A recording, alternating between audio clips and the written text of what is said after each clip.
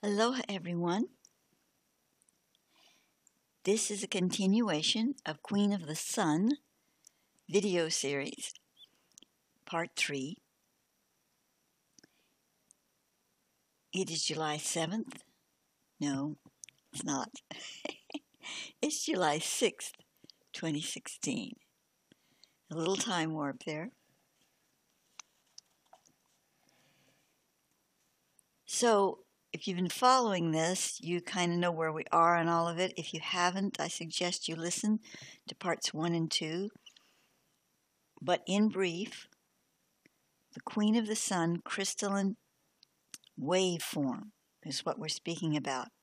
The King of the Sun crystalline waveform is already impressed into the certain crystalline patterns in the Earth and has been since 2007. So we're looking at in August, the Queen of the Sun waveform is coming into the Earth. What this means and the whole implications of it, again, I refer you to 1 and 2 of this series. So to continue from that point, I wish to first go back in time again to read you from some material I wrote on January 4th, 1995. Now, it's talking about the 7 pyramids of the awakening, and this is a direct transmission from Thoth. Understand there's lots of pyramids all over the world. Many, and there's many under the ocean, in the Pacific Ocean, the Atlantic Ocean, etc. He's referring to, in this particular, only a particular grouping that he calls the Holy Doma. So those are the ones he's speaking about here. Some of the ones that have recently come upon the radar would dwarf all of these. So these are relatively small. Even the one that's the size of the Pyramid of Giza is relatively small compared to some of them under there. And I said, well, there's so many pyramids. I mean, even in that one area of Atlantis, even when it was a full continent, I mean, how could you have that many pyramids? You'd be tripping over them. There wouldn't be places for houses. And he told me, just as I was preparing for this, that he said, well, they come and go. And he meant the vibrational frequency shifts. So, even in that time, in that age, they are set so that the pyramids come and go. So there are place marks for these pyramids to come and go in, I presume. But some are taken up, so to speak, and others are put down. Now, we're talking about in really ancient times. So I'm saying, well, why are we finding so many of them now? Are they still coming and going? And he said that from in this time period, we are coming and going. In other words, the pyramidal frequencies are set now to remain in a particular energy envelope, but we are coming and going from those frequencies that are aligned to those pyramids, but not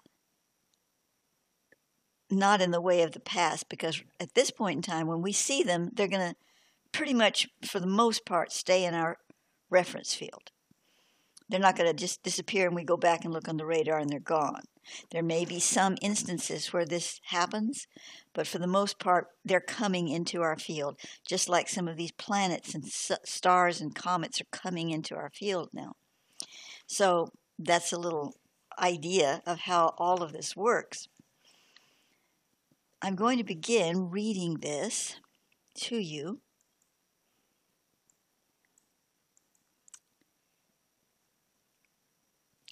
Again, this was written on January 4th of 1995.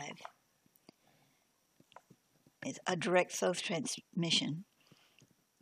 Beneath the sea and silt of the Atlantic are 6 pyramids, once arising from the continent of Atlantis in its early period when its landmass was at its largest. At that time, Ruta was an entire region of Atlantis, not an isle. In later periods, as the land broke apart, there remained a small island known as the Holy Isle of Ruta, where the Hyperborean Atlanteans Rutan Atlanteans congregated.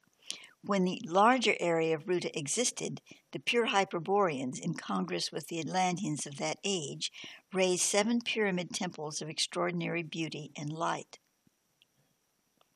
Now, I want to just pause for a moment. Ruta, when it became an island, became a central energy field for preserving the Atlantean light codes. Let's call it that. So when Atlantis was destroyed by the time tsunami, physically, poof and crack and all went under the water.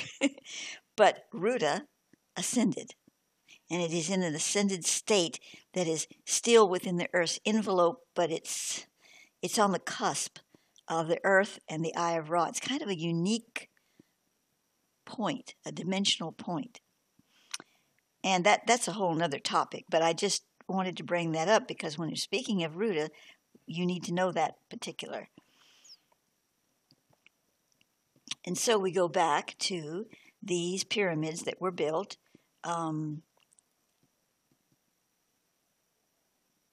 Raised 7 pyramid temples of extraordinary beauty and light.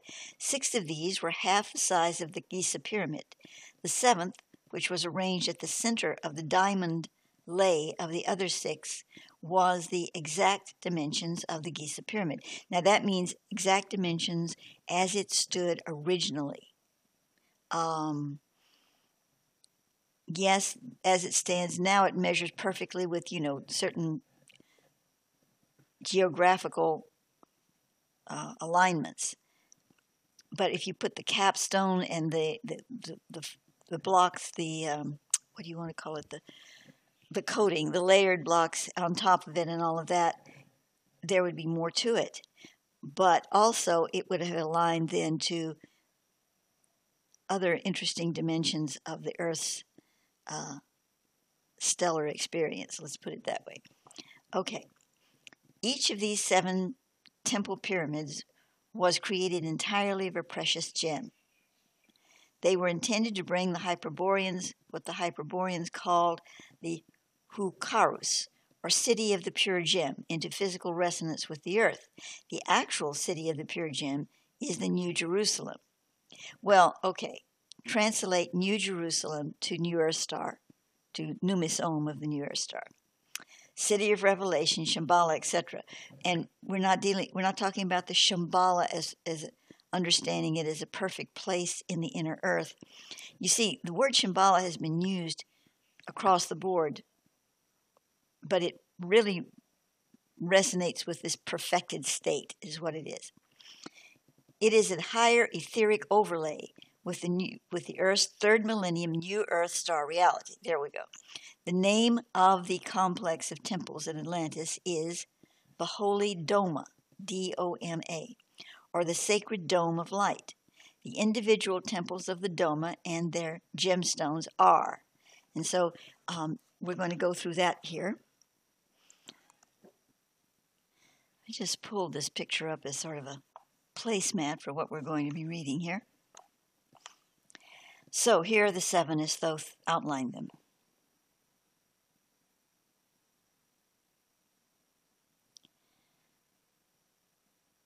These are the actual gemstones. Sarsa is ruby, Timikis is golden topaz, Rodan is amethyst, Apicus, Aippicuscius, I can't pronounce that, is aquamarine, and moldonite, made of a lithium crystal not now known on the surface of the planet, which the Atlanteans called Cispicucius, or heart crystal. It is a light pink lavender and is more like kunzite, also a lithium crystal, than any other known surface type, but far more fiery in nature and etheric conductivity. The next crystal is Paracham, which is the crystal is Punijo. Paracham, I guess, is the name of the temple, and Punijo, another now surface extinct lithium crystal, an indigo color. The 7th middle pyramid, now ascended with the Isle of Ruta, is Pashataksarak. Its gem is kus, emerald, which is a quality of emerald that is no longer found on Earth. All the gemstones given here are of a higher resonance than the now known forms, however, and the kus emerald is an even higher etheric gradient. The Holy Doma will be reactivated as a necessary component for Light Principle 40. Light Principle 40 is the ascension mark for the whole planet, where the whole planet, well, the parts of it that are earmarked for ascension, so to speak, move into that field then. And, when I'm saying this is not like mountains and trees and rocks lift off, and float up into space. We're talking about being translated into energy and moving in that form. The light encodings as well.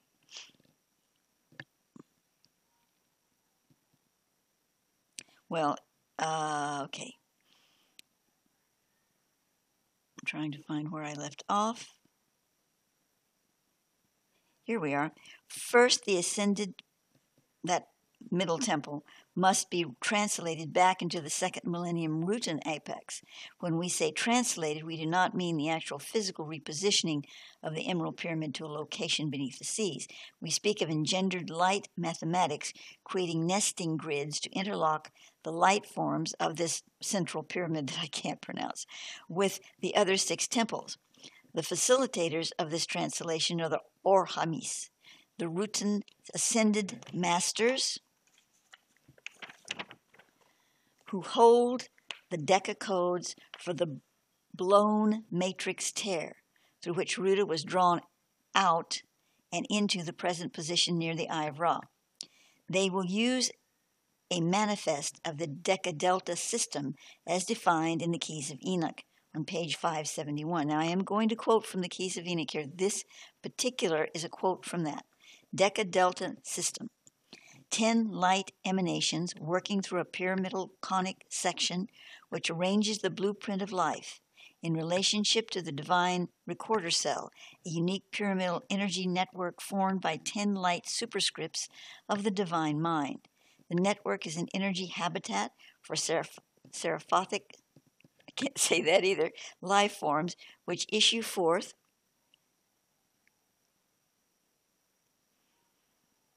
each level of higher universal substance to form the Olam Hayadhud, the world of unifications, the manifold of energy through which procedural initiatives are dispatched in establishing the matter-energy typologies for proper balance between the lower and higher worlds to coordinate creation. Wow. Okay, so that's the end of that quote, and now we're going back to me again, or rather Thoth through me. By incorporating the Deca-Delta in translating the nodal pyramid of the Doma, the Ennead, a multi-grouping of seraphic life forms, will be directing and imprinting patterns of this pyramid temple into the Sophic field incorporated in the sacred geometry maintained by the 6 remaining pyramids. The 7 awakening pyramids correlate in gem resonance and sacred geometry to the Hasamal energies given in the Keys of Enoch. So now we're going to quote from the Keys of Enoch again. Key 3312, 45 to 47. Therefore, the 7 Hasamal energies are the external time reactors, which can recode the 7 internal light codes given by the Deca-Delta manifold and the recorder cell. 7 is a Hasamal code, attaches the luminaries of all of the 7 threshold controls with 7 internal light codes within the biological system, the planetary system, and the star system. The 7 Hasamal light energies then become the linkage between the spin orientation and the gravitational energy, breaking the magnetic field structure with multiple lines of force coming from the Hasamal energies. Thus, the energy codes can prevent the star from completing a degenerate range. Okay, that's the end of the quote, and now we go back to Thoth speaking through me. When the 7 Doma are regrouped and recalibrated to the Hasamals of the Earth's ultra continuum, they will begin to create a spinner field upon and within the planet, resonating in the activating mode to Mikelilu, Michael, Lord Michael, the Michael energy field. This process will, in graduation, align the planet to its true spirit axis, reactivating the major ascension centers of the Earth for the raising through the threshold of LP40. We call this the Lazarus Manifold. Now, two things I want to mention here. First of all, with the Keys of Enoch, I haven't even read the whole book as of yet, but Thoth would just say, okay, open the book, or, and it would open, and there it was, and I still do that to this day, although I don't do it very often, and I didn't then, but once in a while, he'll take me to that book, and I open it, and there it is, So it's not like I'm a student of the Keys of Enoch. And in the fact, the book came to me through a friend who sent it to me like in 1980, I believe. And he sent it to me because he read my work and he said, wow, it sounds the same. There's a lot similar. And indeed there was. The other thing that I wanted to mention before we continue, if I can remember it now, the thing I wanted to mention was when this was written, I did not know about the pyramidus radius matrix. That came into my consciousness field from Thoth, was it 2013 or 14? Recently, relatively recent. So in listening to this, you kind of have to put it into the context, because I can read it now and see that it's talking about developing and working within the pyramidus radius matrix, but that's not what is said here. So going back, he's saying that this whole process that he's talking about with the spinner fields and the seven doma, he's saying we call this the Lazarus Manifold. Well, obviously call it to me. That's the name they're giving it to me. The Deca-Delta time sequence for translating the central pyramid is 24/12/1605. In second millennium Earth linear time, March 12th, 1995, lasting through July 15th, 1995. The Deca-Delta activation of the Lazarus Manifold as a spinner field is July 21st, 1995. This manifold will continue in stages of activity until the still point of 24 days begins prior to LP40. So what it's saying is it was activated, it was started in 1995, and it will continue until the still point of 24 days prior to the actual ascension point of LP40. So it's ongoing, obviously. And this is a note that I have put in here. Since these pyramids will be reactivated and aligned, and they of course already are, to the universal hosmos, they contain the potential to reverse entropy, that is, to restore chaos, restore chaos within the matrix of their focus. Well, that doesn't exactly make sense. To reverse entropy, meaning to restore the chaos. It means restore chaos, make it not chaos, not chaotic. Okay. Thus, the Lazarus Manifold will be impacting humanity at the cellular level to restore our stellar orientation, or universal dichromy. Our beings contain trapped starlight. Once this starlight is allowed to reorient toward home, we will become liberated entirely from our orotronic half-light spectrum. It is suggested by Thoth that individuals wishing to work with this potential meditate regularly with the matrix of the seven pyramids. More detailed information on the Lazarus Manifold and how to integrate with this energetic will be forthcoming in the next issue of Temple Doors. Well, we'll have to look that up. Okay, so under a tree several hundred years old in Central Asia is a tomb containing the remains of a male and female, both very large in stature, 7 to 9 feet tall. They died over 100,000 years ago and were rulers of a Hyperborean descended tribe. In their joint tomb is a golden tablet with light mathematical formulas for activating stellar consciousness, the starlight factor, within the structure of all matter. This tablet is not just a text, but a component to be entered into the Lazarus manifold dynamic of the Doma pyramid grid. Thoth tells me that this tablet is one of the missing pieces mentioned in No-Eye's prophecy. This is a prophecy someone wrote, and I'm going to read it to you in just a moment. It's in the same issue. I had quoted it here. But let's continue for a moment. Thoth gave me insight of part of the tablet's inscriptions, which he asked me to reproduce. He told me that this is the part that needs to be revealed at this time. I'm going to show you that right now. Now, this is, somewhat imperfectly drawn by me in those ancient days. You're getting old when the original issue that you wrote and photocopied is turning yellow and curling up at the edges. It looks like the Dead Sea Scrolls. So I guess it was a long time ago.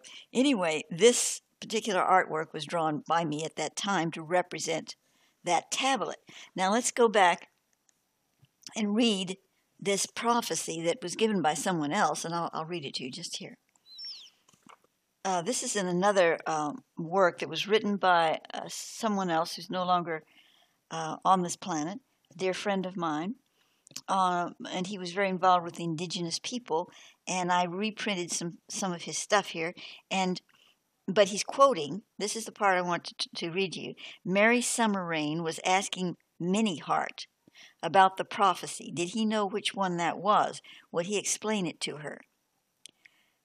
And so Minnie Hart responded, it's one that has to do with things many differing tribes are awaiting.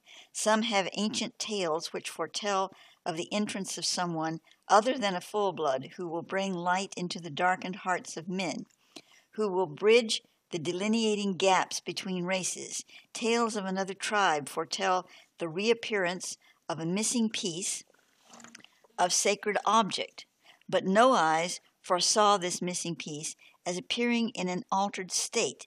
In other words, this awaiting piece will actually return in a completely unexpected form. Mary asked, what altered form will this sacred piece take? Did she say? Her exact words were, they await but one missing sign, one object. But it has altered.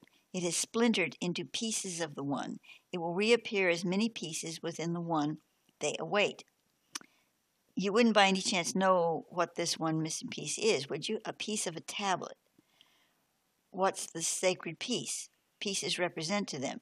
The awaited tablet pieces will represent the great beginning of the end, the beginning of a great new cycle. Anyway, what's important here is that when this prophecy is recognized as reality, the Phoenix will be making himself evidence. The Phoenix days will have arrived, and the people will be getting ready for their final relocation.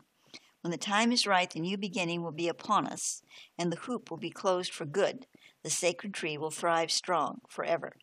The hoop will be closed for good. Well, to me, when we finish the whole ascension of the planet, this planet will no longer exist as it is now. We will move from World System 1 into World System 2, and anything that's left on World System 1 Earth will be disintegrated. So apparently Thoth is saying this is a piece of that tablet.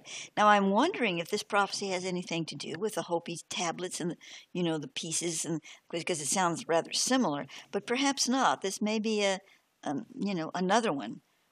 Many come together as one, so to speak.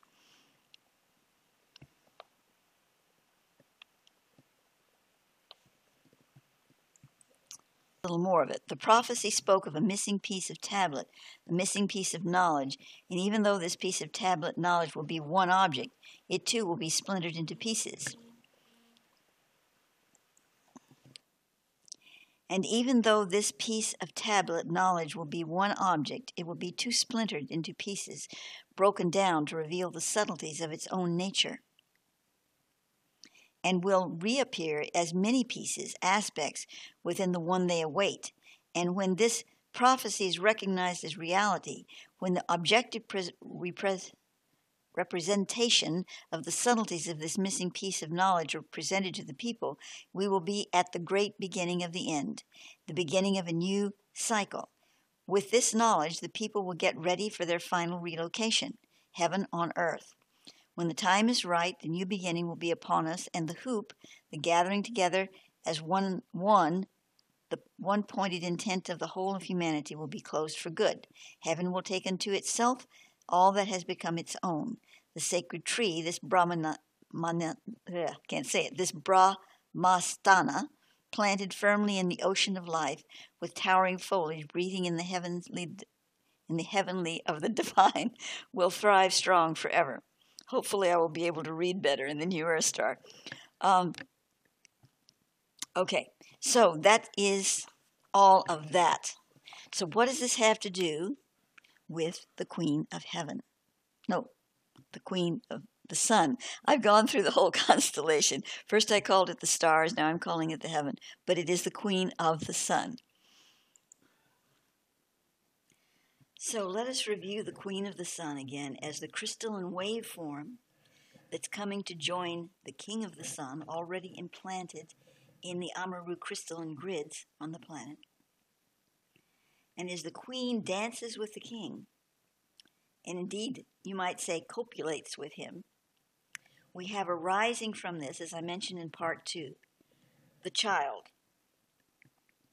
this unique energy presentation for the planet, the embryo, first arising as an embryo and developing as a child, not a physical human or an alien child or anything like that. We're speaking symbolically in that sense, but it is a combined energy presence. And I have yet to define that. So, I'm presuming that's going to be developing for me as we continue this series. But this particular crystalline matrix, of course, is also going to be seeding us, our crystalline DNA, or the combination, certainly the child embryo. We will all receive the developing child within us in our DNA. In order for all of these things to come together and work as a whole, we need to see the pyramidus radius matrix as the defining chamber, or womb, if you will, of this whole process. But it's more than a womb because it's an activational platform. We also need to see the actual dweller beings and their crystal skulls, their true crystal skulls, the 72 dweller crystal skulls, as part of this whole process, because the 72 dweller crystal skulls, which forms the emanations of the Rose Mystica, contains all the encodings for the human experience on Earth, and indeed beyond Earth, into the new Earth, and indeed on the various other, what do I want to call it, dimensional locales beyond the Earth dimensions that feed and sustain and allow us to be the God-descended beings that we are. So the dweller crystal skulls are more than, physical objects. We can see them as that. And they were created as a physical object. But we're talking about something much vaster than that, of course. And they contain these encodings. The Osiris Arising Project is about working with that. And that's why we have, in our particular Osiris Arising Project, host skulls, contemporary carved crystal skulls that connect to some of these dweller crystal skulls that are located on the planet in various hidden places and locations, so that they can be channeled through from the original crystal into the hosting skull, and we can work with that energy in that capacity. The work that's being done essentially is not by us, those of us who are in this project that have the hosting skulls. In fact, we don't do much at all, it seems like, but a lot is going on. And we're there, we're keeping them, and we're allowing them to activate and using our DNA to move through to connect to the DNA of all the planet. It's nothing to pseudoscience. It's just simply a fact of resonance, a resonant field. So, the Holy Doma. I see this in the whole Lazarus manifold that he's speaking of as an essential part of connecting the crystallic waveforms of the planet through the dweller crystal skulls, through the Amaru crystalline grid fields, and allowing this Queen of the Sun to move in synchronicity with the King of the Sun and come into the field in correct orientation. There wasn't this much going on when the King of the Sun entered in, because it was a sort of a straight process of seeding the energies in there, and the crystals were seeded, and that was that, because it was the first. But with the Queen coming in to resonate with the King, so to speak, you have a more dimensional picture. So more energies need to come in alignment from other sources of the planet in order to facilitate this dynamic.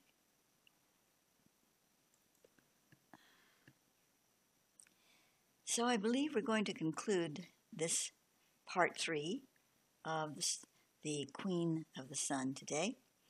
And I will be preparing some more as they come through. God bless all of you, and Goddess bless all of you in the true oneness of our heart consciousness together. This is a beautiful time of passage. I know there's a lot of chaos going on in the world and some scary stuff right now, and I believe in staying informed. But at the same time, we must know together that whatever language we put it into, fancy words and science and whatever, the pure oneness of it remains without language, without knowledge, without anything but true heart wisdom. And that's where we are residing together. And so it is.